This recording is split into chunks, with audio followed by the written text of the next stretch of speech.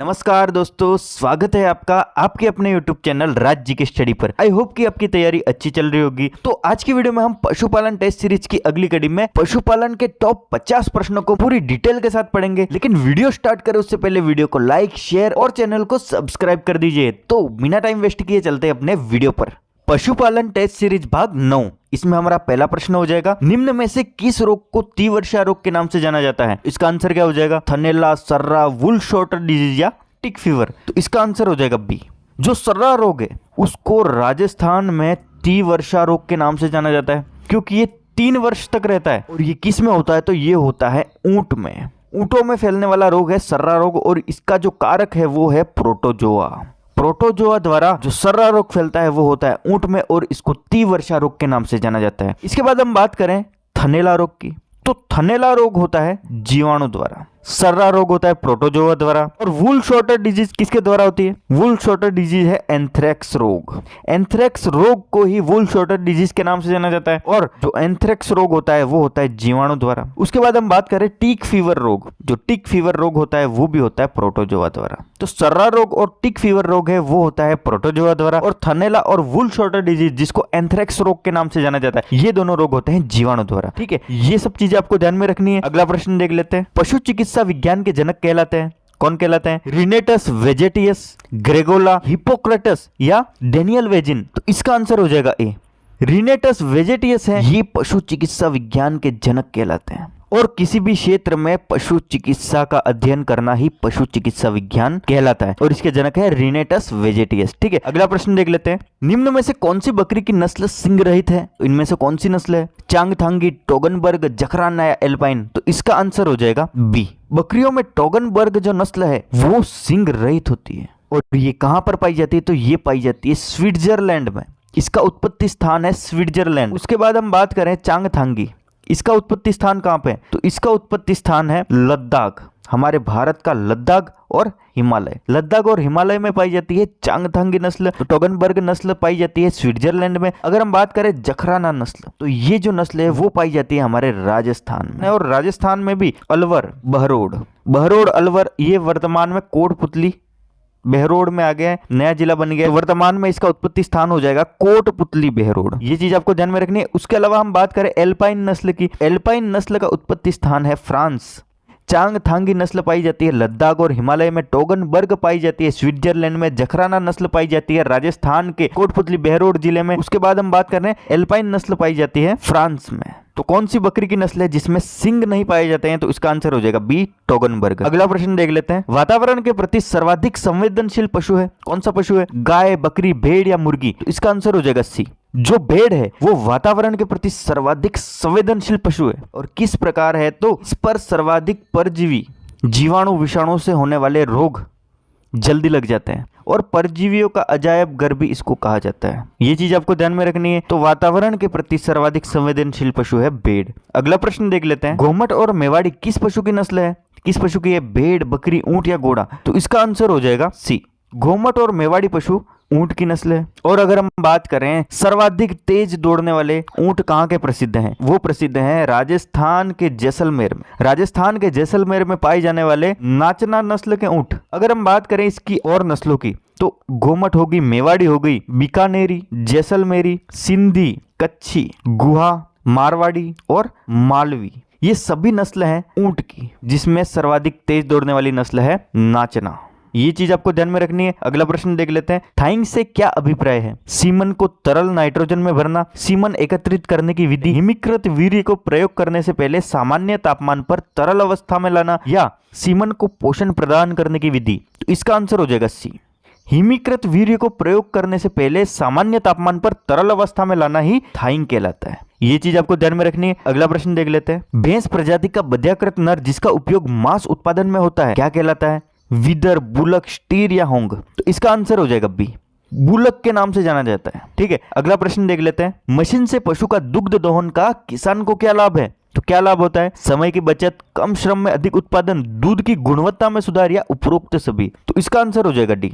ये सभी लाभ होते हैं जब हम मशीन से दुग्ध दोहन करते हैं। इसमें क्या होता है, समय की बचत हो जाती है, जल्दी से दूध निकल जाता है, कम श्रम में अधिक उत्पादन। जो ग्वालों की आवश्यकता होती है दूध को निकालने में, उनकी आवश्यकता नहीं होगी, कम श्रम लगेगा, इससे हमारे पैसों की भी बचत होगी। दूध गुणवत्ता में सुधार होता ही है, मशीन द्वारा निकलेगा, इसलिए किसी भी रोग का, विषाणु, जीवाणु, किसी का भी प्रकोप नहीं होगा। और इसमें एक और फायदा है कि जब श्रमिक और ग्वाले जब हड़ताल पे होंगे तब भी हम दूध को निकाल पाएंगे। ये चीज आपको ध्यान में रखनी। तो मशीन से पशु का दूध दोहन का किसान को लाभ होता है, समय की बचत, कम श्रम में अधिक उत्पादन और दूध की गुणवत्ता में सुधार। उपरोक्त सभी। अगला प्रश्न देख लेते हैं। एक वयस्क घोड़े में श्वसन की सामान्य दर क्या होती है? 8 से 12 प्रति मिनट, 18 से 24 प्रति मिनट, 38 से 34 प्रति मिनट या 25 से 40 प्रति मिनट। तो इसका आंसर हो जाएगा ए, 8 से 12 प्रति मिनट घोड़े में श्वसन दर होती है। ये चीज आपको ध्यान में रखनी है। अगला प्रश्न देख लेते हैं। अंडे देने वाली मुर्गी के राशन में कितने कैलोरी ऊर्जा होती है? तो कितने होती है? 1500 कैलोरी, 2000 कैलोरी, 2200 कैलोरी या 2600 कैलोरी। इसका आंसर हो जाएगा डी। जो अंडे देने वाली मुर्गी है उसके राशन में 2600 कैलोरी ऊर्जा होती है। अगला प्रश्न देख लेते हैं। मुर्गी में टीकाकरण के लिए टीके की पैकिंग खोलने के पश्चात कितने घंटे में उसका उपयोग कर लेना चाहिए?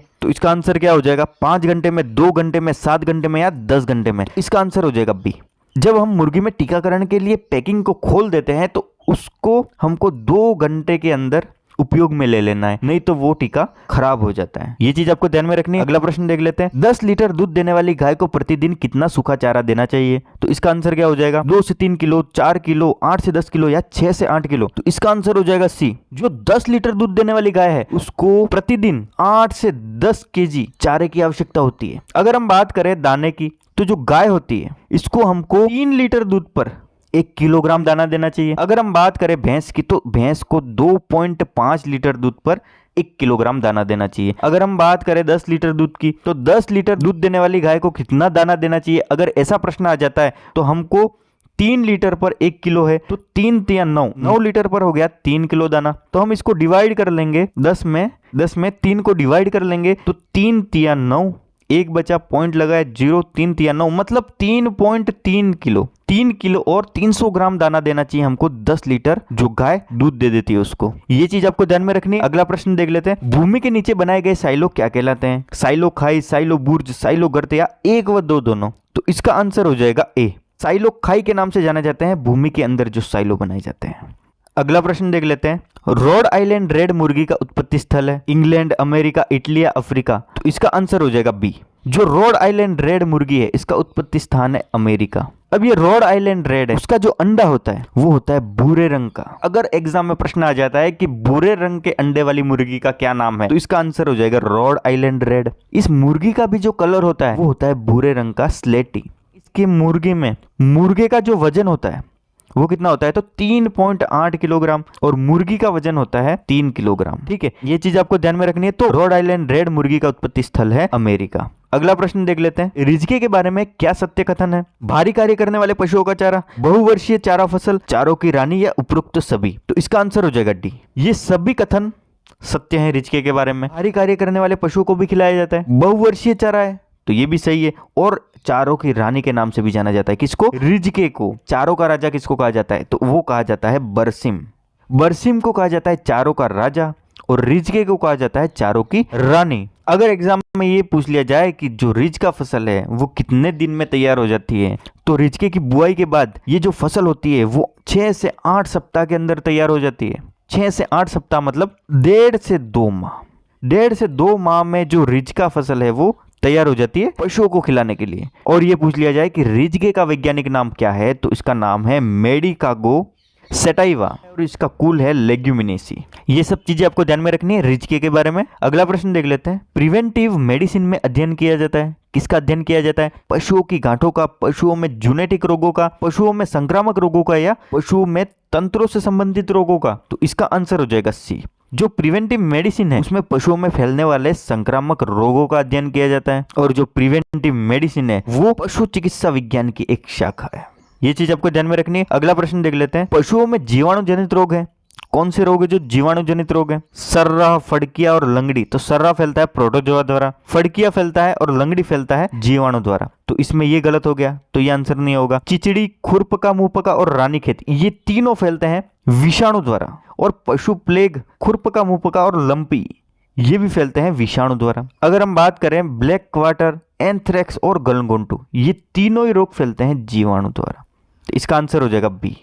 अगला प्रश्न देख लेते हैं, रिंडरपेस्ट किस प्रकार के रोग का उदाहरण है? तो इसका आंसर क्या हो जाएगा? विषाणु जनित, जीवाणु जनित, प्रोटोजोआ जनित या इनमें से कोई नहीं। तो जो रिंडरपेस्ट है वो विषाणु जनित रोग है, इसको कहा जाता है पशु माता रोग। ये चीज आपको ध्यान में रखनी है। अगला प्रश्न देख लेते हैं, ब्लैक क्वार्टर रोग का टीका प्रतिवर्ष किस माह में लगाया जाता है? तो इसका आंसर क्या हो जाएगा? जून, अगस्त, जनवरी या नवंबर। तो इसका आंसर हो जाएगा ए, मई से जून माह में ब्लैक क्वार्टर रोग है उसका टीका लगाया जाता है। और कौन सा टीका लगाया जाता है? तो बीक्यू का मतलब हो गया ब्लैक क्वार्टर पॉलीवेलेंट वैक्सीन का टीका लगाया जाता है मई जून में। और ये रोग किस में होता है? ये रोग होता है गाय और भैंस में।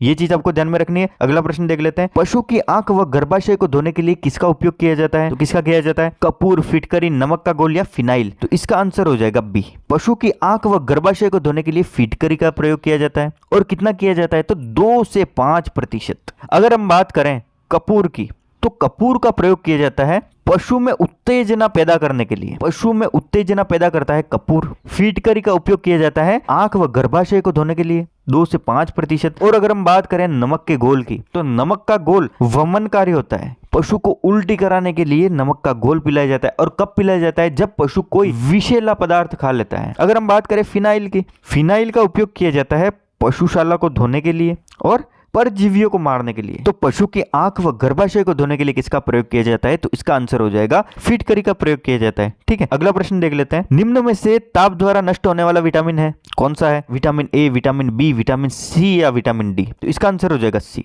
विटामिन सी है वो ताप द्वारा नष्ट हो जाता है। अगर हम बात करें विटामिन ए की, तो विटामिन ए को कहा जाता है रेटिनॉल। विटामिन बी को कहा जाता है थायमिन। विटामिन सी को क्या कहा जाता है? तो विटामिन सी को कहा जाता है साइनोकोबालेनम। और विटामिन डी को क्या कहा जाता है? तो इसको कहा जाता है कैल्सिफेरॉल। ये चीज आपको ध्यान में रखनी है। तो निम्न में से ताप द्वारा नष्ट होने वाला विटामिन कौन सा है? तो इसका आंसर हो जाएगा विटामिन सी। ठीक है, जिसकी कमी से होता है स्कर्वी रोग। अगला प्रश्न देख लेते हैं, राजस्थान में गिर गाय का प्रजनन केंद्र स्थित है, कहां पर स्थित है? कुम्हेर, डग, नौहर या वल्लभनगर। तो इसका आंसर हो जाएगा बी, डग। और डग कहां पर स्थित है? तो झालावाड़ में स्थित है। ये चीज आपको ध्यान में रखनी। अगर एग्जाम में ये पूछ लिया जाए राजस्थान में भैंस प्रजनन केंद्र या भैंस सुधार केंद्र कहां पर स्थित है, तो वो स्थित है वल्लभनगर। और वल्लभनगर कहां पर स्थित है? तो उदयपुर में। ये चीज आपको ध्यान में रखनी है। अगला प्रश्न देख लेते हैं, निम्न में से कौन सा राज्य अंडा उत्पादन की दृष्टि से भारत में पहले स्थान पर है? तो कौन सा है? आंध्र प्रदेश, तमिलनाडु, कर्नाटक या पश्चिम बंगाल। इसका आंसर हो जाएगा ए, आंध्र प्रदेश भारत में पहले नंबर पर है अंडा उत्पादन की दृष्टि से। पहले नंबर पर तो हो गया आंध्र प्रदेश, दूसरे नंबर पर हो गया तमिलनाडु, तीसरे नंबर पर कौन सा है? तो तेलंगाना, चौथे नंबर पर है हमारा पश्चिम बंगाल और 5वें नंबर पर है कर्नाटक। ये टॉप 5 जो राज्य हैं वो अंडा उत्पादन की दृष्टि से भारत में अव्वल स्थान रखते हैं। और सबसे पहला स्थान रखता है हमारा आंध्र प्रदेश, जहां पर सर्वाधिक अंडा उत्पादन होता है। अगला प्रश्न देख लेते हैं, ऊन उत्पादन में पिछले वर्ष की तुलना कितनी कमी आई है? तो इसका आंसर क्या हो जाएगा? 7.18%, 10.30%, 11.17% या 13.21%। तो इसका आंसर हो जाएगा बी, ऊन उत्पादन में पिछले वर्ष की तुलना में 10.30% की कमी आई है। ये चीज आपको ध्यान में रखना है। अगला प्रश्न देख लेते हैं, 1 से 6 सप्ताह की मुर्गी को क्या कहा जाता है? डे ओल्ड चिक, ग्रोवर चिक या डोइल। इसका आंसर हो जाएगा सी, 1 से 6 सप्ताह की जो मुर्गी की उम्र होती है उन मुर्गियों को कहा जाता है चिक, डे ओल्ड चिक। तो ये होती है 7 दिन की मुर्गी। ग्रोवर किनको कहा जाता है? जो ग्रोवर होते हैं वो 6 सप्ताह के ऊपर की मुर्गियां होती है। चिक कहा जाता है 1 से 6 सप्ताह की मुर्गियों को। ठीक है, ये चीज आपको ध्यान में रखनी है। अगला प्रश्न देख लेते हैं, साइलेज बनाने का उपयुक्त समय है कब बनाया जाता है? फरवरी, मार्च, सितंबर, अक्टूबर, मई, जून या नवंबर, दिसंबर। तो इसका आंसर हो जाएगा बी, साइलेज होता है जो पशुओं को खिलाया जाने वाला गीला चारा या हरा चारा, इसको बनाने का जो उपयुक्त समय है सितंबर अक्टूबर है। और किस चारे का सबसे अच्छा साइलेज बनाया जाता है? तो वो हो गया मक्का। ये चीज आपको ध्यान में रखनी है। अगला प्रश्न देख लेते हैं, राजस्थान में पट्टू लुंकर किसके ऊन से बनाया जाता है? तो इसका आंसर क्या हो जाएगा? खरगोश, भेड़, ऊंट या याक। तो इसका आंसर हो जाएगा भेड़। भेड़ के ऊन से पट्टू और लुंकर बनाया जाता है। और ये पट्टू और लुंकर क्या है? पश्चिमी राजस्थान में, ये जो राजस्थान का पश्चिमी एरिया है यहाँ पर पट्टू लुंकर बनाया जाता है और भेड़ की ऊन से बनाया जाता है। और पट्टू लुंकर है ओढ़ा जाने वाला वस्त्र। ये चीज आपको ध्यान में रखनी है। अगला प्रश्न देख लेते हैं, गाय की कौन सी नस्ल सर्वाधिक तेज दौड़ने व सवाई चाल चलने के लिए प्रसिद्ध है? तो कौन सी नस्ल है? मालवी, राठी, नागौरी या थारपारकर? तो इसका आंसर हो जाएगा इसमें से नागौरी। वैसे हम बात करें सवाई चाल चलने के लिए कांकरेज नस्ल के पशु प्रसिद्ध हैं, लेकिन अगर ऑप्शन में नहीं आता है और राजस्थान नाम आ जाता है तो उसको हमको करना है नागौरी नस्ल। नागौरी नस्ल के जो पशु होते हैं वो भी सवाई चाल चलने के लिए और तेज दौड़ने के लिए प्रसिद्ध होते हैं। इनका जो रंग होता है वो सफेद होता है और राजस्थान में पाई जाने वाली जो गायों की नस्ल है उसमें सबसे शक्तिशाली नस्ल इसको माना जाता है। जो नागौरी नस्ल है उसके बैल कृषि कार्यों में काम में आते हैं।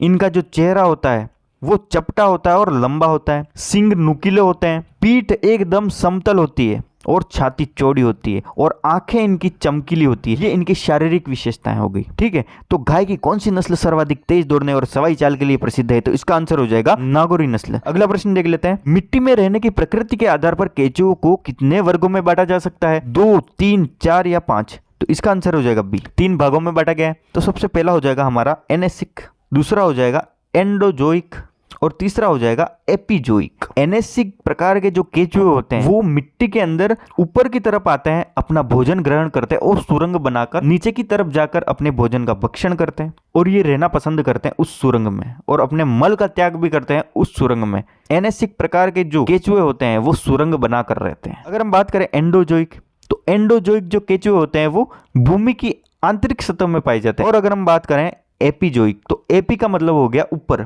तो ये भूमि की ऊपरी सतह पर रहना पसंद करते हैं। ये चीज आपको ध्यान में रखनी है। एनेसिक का मतलब हो गया सिक से हो गया सुरंग।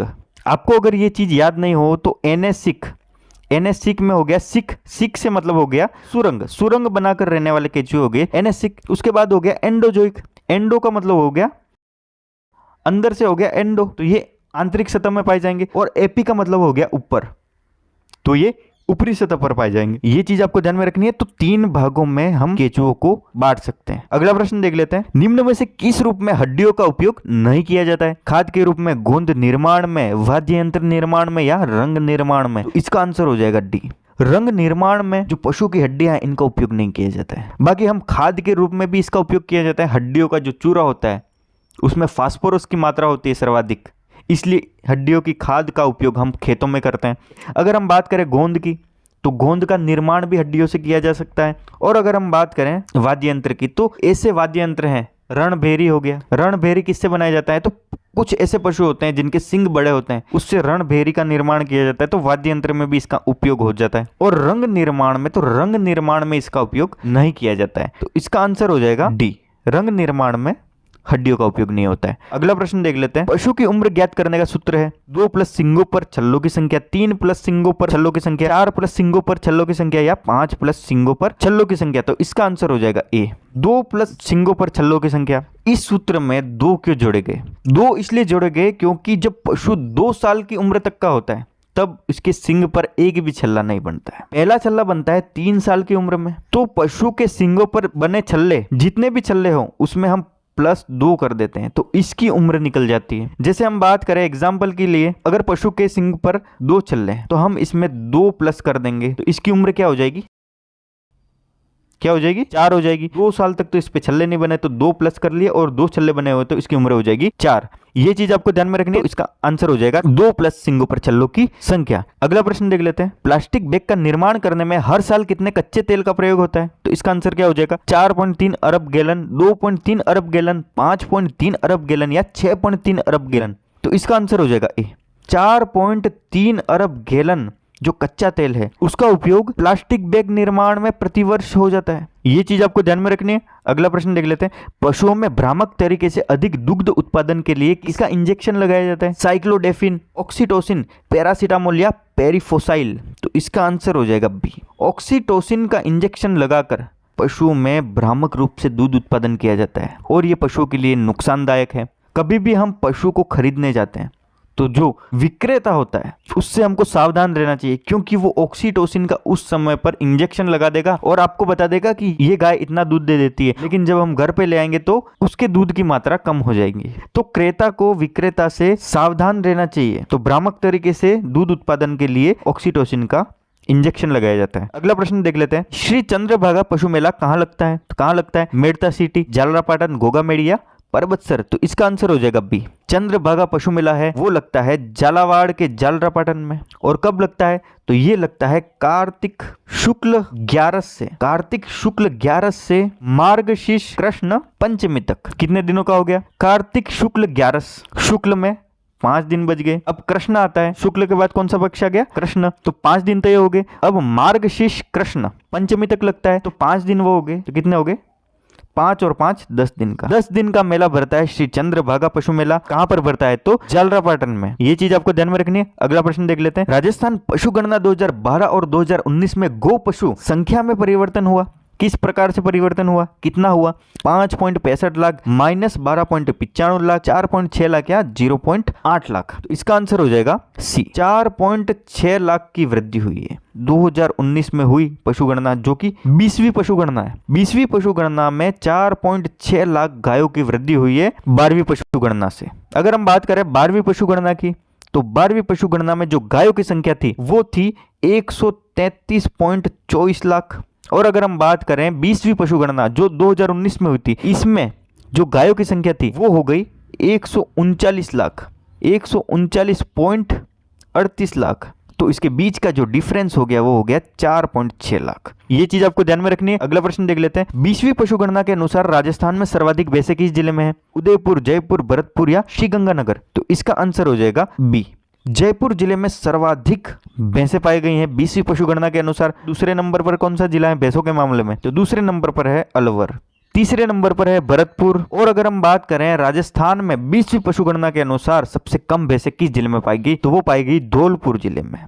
ये चीज आपको ध्यान में रखनी है। अगला प्रश्न देख लेते हैं। निम्न में से कौन सी गाय को कोसी के नाम से जाना जाता है? तो इसका आंसर क्या हो जाएगा? थारपारकर, नागौरी, हरियाणा या मेवाती। तो इसका आंसर हो जाएगा डी, जो मेवाती गाय है उसको कोसी के नाम से जाना जाता है। और जो इसका उत्पत्ति स्थान है वो कहां से है? तो मेवाती गाय का उत्पत्ति स्थान है उत्तर प्रदेश। और मेवाती से ही पता चल रहा है मेवात एरिया, तो मेवात एरिया है उत्तर प्रदेश। उत्तर प्रदेश का मथुरा जिला। और मथुरा से टच कौन से जिले हैं राजस्थान के? उत्तर प्रदेश से जो टच जिले हैं और मेवात एरिया है वहां पर राजस्थान में ये पाई जाएगी। कौन सा एरिया है वो? तो वो है भरतपुर और अलवर। भरतपुर और अलवर में मेवाती गाय पाई जाती है। और इसका जो उत्पत्ति स्थान है वो है उत्तर प्रदेश का मथुरा जिला, जिसको कोसी के नाम से जाना जाता है। अगला प्रश्न देख लेते हैं। पशुओं के किस आवास में पशुओं को 4 दीवारी में खुला छोड़ दिया जाता है? तो इसका आंसर क्या हो जाएगा? बंद आवास विधि, अर्ध खुला आवास विधि, खुला आवास विधि या इनमें से कोई नहीं। तो इसका आंसर हो जाएगा सी, खुला आवास विधि है। इसमें पशुओं को 4 दीवारी में खुला छोड़ दिया जाता है। अगला प्रश्न देख लेते हैं। भैंसों के झुंड को क्या कहा जाता है? तो इसका आंसर क्या हो जाएगा? नूड, हर्ड, शेड या पेन। तो इसका आंसर हो जाएगा बी, भैंसों का जो झुंड होता है उसको कहा जाता है हर्ड। और अगर हम बात करें शेड की, तो गो पशु होते हैं, गाय हो गई या भैंस, इनके जो आवास होते हैं इनको कहा जाता है शेड। ये चीज आपको ध्यान में रखनी है। अगला प्रश्न देख लेते हैं। भैंस में कृत्रिम गर्भाधान द्वारा विश्व का पहला बच्चा कब प्राप्त किया गया? तो इसका आंसर क्या हो जाएगा? 1943 में, 1939 में, 1930 में या 1956 में। तो इसका आंसर हो जाएगा ए, विश्व में भैंस के गर्भाधान द्वारा जो पहला बच्चा प्राप्त किया गया था वो किया गया था अगस्त 1943 में। और उसका नाम क्या था? तो उसका नाम था नैनी। और कहां पर किया गया था? तो ये किया गया था इलाहाबाद में। इलाहाबाद कृषि संस्था द्वारा 1943 में भैंस में कृत्रिम गर्भाधान कर बच्चा पैदा किया गया था, जिसका नाम था नैनी। ये चीज आपको ध्यान में रखनी है। अगला प्रश्न देख लेते हैं। भेड़ में पूंछ काटने की क्रिया क्या कहलाती है? तो इसका आंसर क्या हो जाएगा? रिंगिंग, कटिंग, डॉकिंग या फ्लशिंग। इसका आंसर हो जाएगा सी, भेड़ में जो पूंछ काटी जाती है उसको कहा जाता है डॉकिंग। और भेड़ में पूंछ क्यों काटी जाती है? तो इसका कारण है भेड़ को कहा जाता है परजीवियों का अजायबगर, क्योंकि भेड़ एकमात्र ऐसा पशु है जिस पर सर्वाधिक परजीवियों का प्रकोप हो जाता है। और परजीवियों के प्रकोप से बचने के लिए भेड़ में टेल को या पूंछ को काटा जाता है। तो इसका आंसर हो जाएगा डॉकिंग। ये चीज आपको ध्यान में रखनी है। अगला प्रश्न देख लेते हैं। सिटी गोट के नाम से किस बकरी को जाना जाता है? तो इसका आंसर क्या हो जाएगा? ब्लैक बंगाल, बारबरी, अंगोरा या जमनापरी। तो इसका आंसर हो जाएगा बी, बारबरी जो बकरी है उसको सिटी गोट के नाम से जाना जाता है। और जो इसका उत्पत्ति स्थान है वो कहां से? तो अफ्रीका का सोमनिया, अफ्रीका के सोमनिया का बारबरा क्षेत्र, अफ्रीका के सोमनिया के बारबरा क्षेत्र से बारबरी बकरी का उत्पत्ति स्थान है। और अगर हम बात करें बारबरी बकरी कहां पर पाई जाती है भारत में, तो ये पाई जाती है यूपी का मथुरा।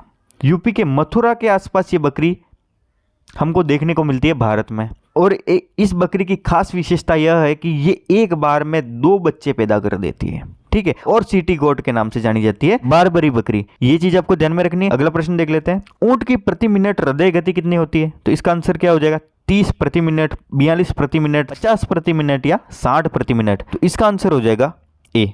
ऊंट की जो हृदय गति होती है वो प्रति मिनट 30 होती है। 30 बार ऊंट का हृदय 1 मिनट में धड़कता है। और एग्जाम में ये पूछ लिया जाए कि जो ऊंट होता है उसकी श्वास गति कितनी होती है, तो इसका आंसर हो जाएगा 5 से 7 प्रति मिनट। ये चीज आपको ध्यान में रखनी है। अगला प्रश्न देख लेते हैं, गोबर गैस संयंत्र में सर्वाधिक मात्रा में बनने वाली गैस है? कौन सी गैस है जो सर्वाधिक मात्रा में गोबर गैस में बनती है? CO2, CH4, SO2 या H2S? इसका आंसर हो जाएगा बी, CH4। इसका नाम है मीथेन। मीथेन जो गैस होती है वो गोबर गैस संयंत्र में सर्वाधिक बनती है और इसकी जो मात्रा होती है वो होती है 55%। फर्स्ट नंबर पर तो ये होगी। सेकंड नंबर पर आती है CO2 गैस, ये बनती है 30%। और जो H2S गैस है वो गोबर गैस संयंत्र में 1% बनती है। और जो SO2 गैस है वो कम मात्रा में बनती है लेकिन बनती है। ये चारों गैस है वो गोबर गैस संयंत्र में बनती है, लेकिन सर्वाधिक मात्रा में जो बनती है वो बनती है CH4, 55%। ये चीज आपको ध्यान में रखनी है। अगला प्रश्न देख लेते हैं, निम्न को सुमेलित कीजिए। तो एक तरफ है हमारी मुर्गी की नस्ल और उनका उत्पत्ति स्थान है एक तरफ। तो कौन सी मुर्गी का उत्पत्ति स्थान कहां पर है ये देखना है हमको। रोड आइलैंड रेड, इसकी उत्पत्ति कहां से? इसकी उत्पत्ति है अमेरिका से। व्हाइट लेग हॉर्न, इसकी उत्पत्ति इटली से। रेड कार्निश, तो इसकी उत्पत्ति है इंग्लैंड से। और जो लेगशेन है इसकी उत्पत्ति है एशिया से। एशियाटिक नस्ल है लेगशेन। जो रेड कार्निश नस्ल है वो कौन सी नस्ल है? तो ये नस्ल है इंग्लिश नस्ल। व्हाइट लेग हॉर्न जो नस्ल है इटली पाई जाता है मेडिटेरियन में, तो मेडिटेरियन नस्ल। और रोड आइलैंड रेड जो नस्ल है वो है अमेरिकन नस्ल। ये चीज आपको ध्यान में रखनी है। अगला प्रश्न देख लेते हैं, पशु में गोबर और मूत्र को खुली नदियों में प्रवाहित करने से क्या दुष्प्रभाव होते हैं? तो क्या होते हैं? जल में ऑक्सीजन की मात्रा घटना, जल में अमोनिया की मात्रा बढ़ना, जल का रंग काला होना या उपरोक्त सभी। तो इसका आंसर हो जाएगा डी। ये सभी दुष्प्रभाव होते हैं जब हम खुली नदियों में गोबर और मूत्र को बहा देते हैं। जल में अमोनिया की मात्रा बढ़ जाती है, इससे क्या नुकसान होता है? तो मछलियां मर जाती है।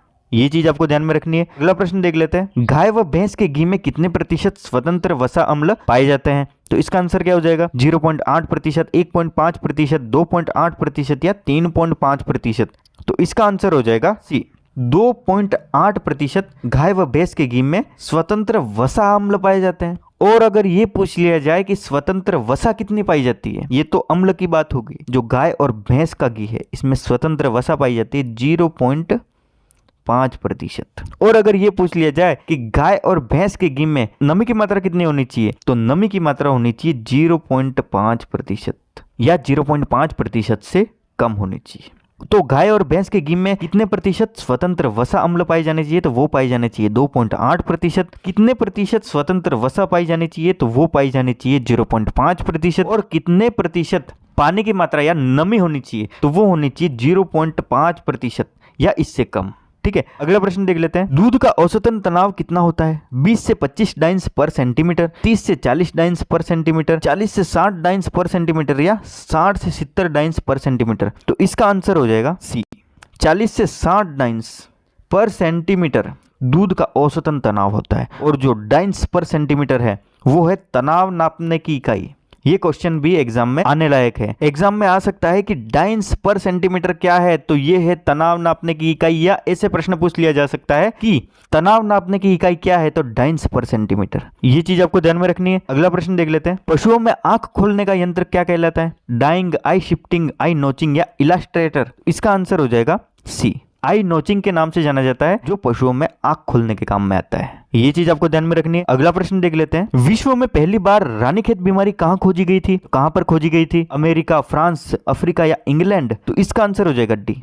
पहली बार जो रानीखेत बीमारी खोजी गई थी वो खोजी गई थी इंग्लैंड में। और इंग्लैंड में भी कहां पर खोजी गई थी? न्यूकैसल नामक जगह थी इंग्लैंड की, वहां पर सबसे पहले रानीखेत बीमारी को खोजा गया था। और ये खोजी गई थी 1926 में। सन 1926 में इंग्लैंड के न्यूकैसल में रानीखेत बीमारी को खोजा गया था। और अगर ये पूछ लिया जाए कि भारत में कहां पर खोजा गया था, तो भारत में खोजी गई थी रानीखेत नामक जगह पर। इसीलिए भारत में इसको रानीखेत बीमारी के नाम से जाना जाता है और इसको न्यू कैसल बीमारी के नाम से भी जाना जाता है, क्योंकि न्यू कैसल जो कि इंग्लैंड की एक जगह है वहां से रानीखेत बीमारी को खोजा गया था। तो दोस्तों ये थे पशुपालन टेस्ट सीरीज के कुछ महत्वपूर्ण प्रश्न। वीडियो अगर अच्छा लगा हो, इंफॉर्मेटिव लगा हो तो वीडियो को लाइक कर दें, ज्यादा से ज्यादा लोगों तक शेयर कर दें और चैनल को सब्सक्राइब कर दें।